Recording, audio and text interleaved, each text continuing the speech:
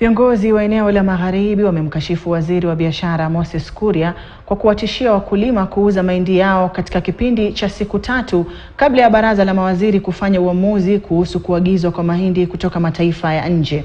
Wabunge hao wamesisitiza ikiwa Kuria ataendelea kutoa matamshi ya kiholela, watamshinikiza Rais Ruto kumtimua. Ulilusige anaarifu.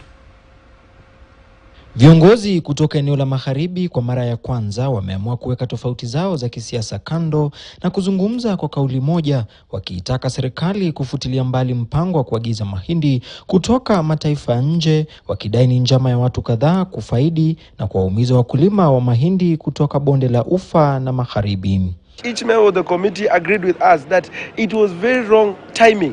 We have our people from Western and Rift Valley who are good farmers, who have planted maize in large chunks of land. They are harvesting at the moment.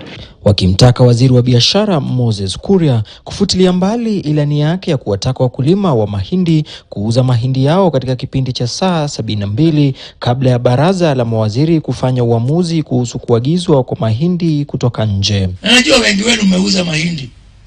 Kuna wale bado wamekalia mahindi. Acha nikwambie hiyo mahindi wale wamekalia. We'll have maize that need to go to the National Cereals Produce Board, and yet we'll be having these cheap imports coming in and flooding on the shelves.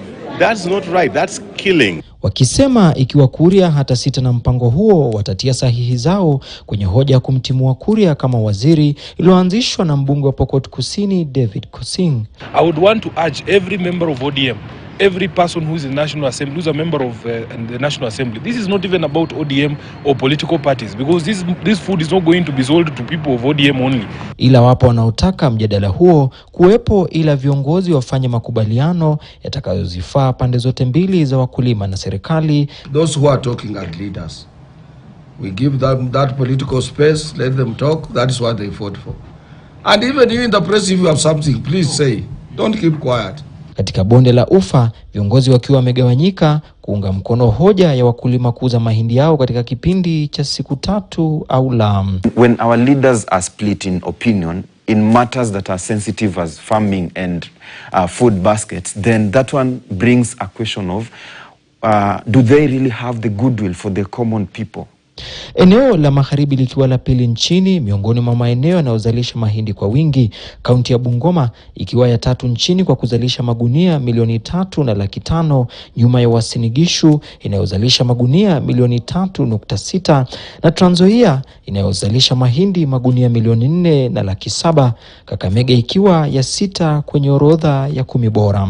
We used to produce sugarcane, and there was this kind of a similar war between the traders and the farmers, whereby the traders were looking at a way of importing sugar, and that one ended up killing the sugar cane farmers. Now this is the same fight that we are having, and it might end into the same scenario. Ulilusige, KTN News, Nairobi. Na huku watahiniwa wa gredi ya 6